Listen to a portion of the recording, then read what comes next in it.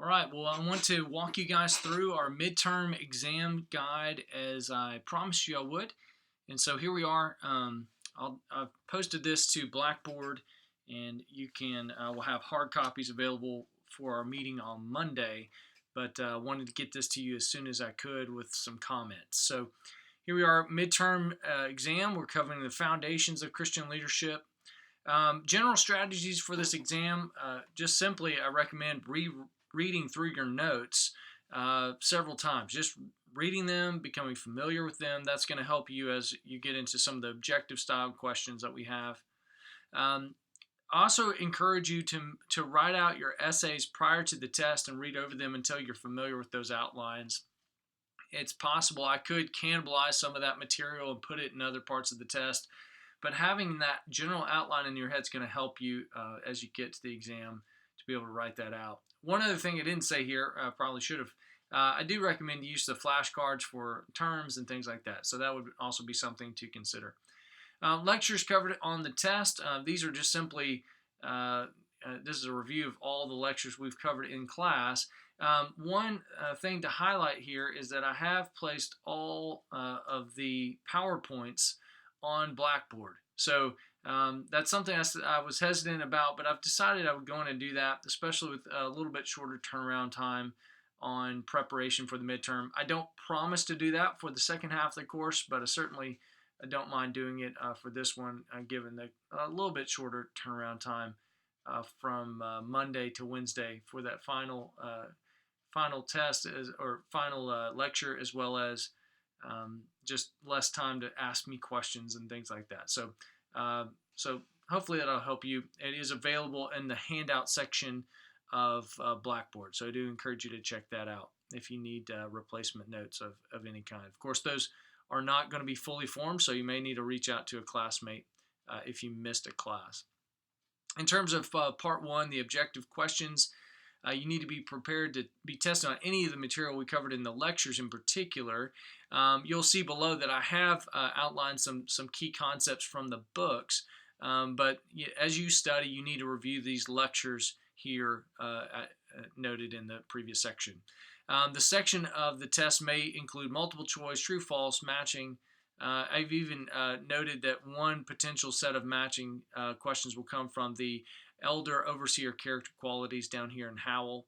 And so this portion of the test will require you to have a Scantron sheet, so you need to bring that. I do encourage you to bring two, one for you, one for your neighbor, in case they forget to bring one with them and they're not scrambling to get over there to get one. The part two section is what I call identification, and that's going to be a variety of things. It may be just simply I'll give you a term and define it, and maybe a short answer kind of situation where you either need to provide a few sentences of explanation or maybe even listing. So that's what this section will involve.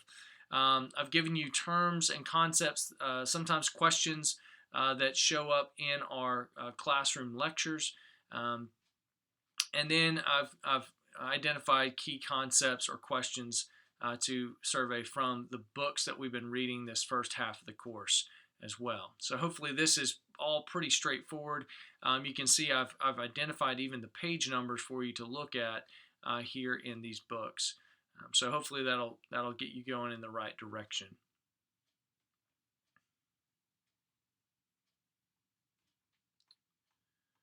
Part three is just requires you to write a brief 3 to 4 paragraph. That's going to be 3 to 5 sentences long. Informal essay in response to each of the following topics. And so, where applicable, integrating biblical material as discussed in class is going to strengthen that answer. The first essay is provide a working definition of Christian leadership as discussed in class, and this is the working definition I gave to you at the top of the class. How this definition describes the nature, the source, the context, the sphere and manner, the means and motive of Christian leadership. Those things are all outlined for you on the PowerPoint lecture. So again, if you missed that, it is available on Blackboard. Discuss the doctrine of Christ as dual mediator and how this relates to Christian leadership. How does Christian baptism and the Pauline concept of being in Christ help us think about the Christian life in general and Christian leadership in particular. Essay 3, discuss how the gospel empowers, shapes, and motivates the Christian life. How does the gospel make a Christian free in relationship to good works? These were concepts we discussed at length, and I want you to be able to work that out. And I want you to think about these. These essays are an opportunity for you to think about how these things flesh out in your own understanding of leadership, and hopefully will help you put them into a fuller context. Number 4, discuss the relationship between credibility, character, and competence. Define each concept, what it is, and how.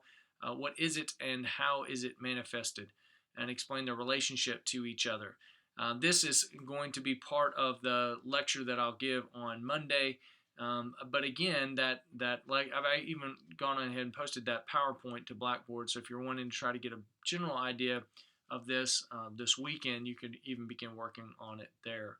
And then 5th, outline Mohler's 6 steps of decision making and explain what each step involves. How would you relate prayer to this process? Mohler just simply gives us there in 143 to 46 6 steps for how to make a decision, and then I just want you to be able to explain to me that process and connect that to prayer. He doesn't really mention prayer in that, and so I thought that would be something good for you to think through. Well, I hope this is helpful. I look forward to seeing you guys on Monday. Please let me know if you have any questions along the way.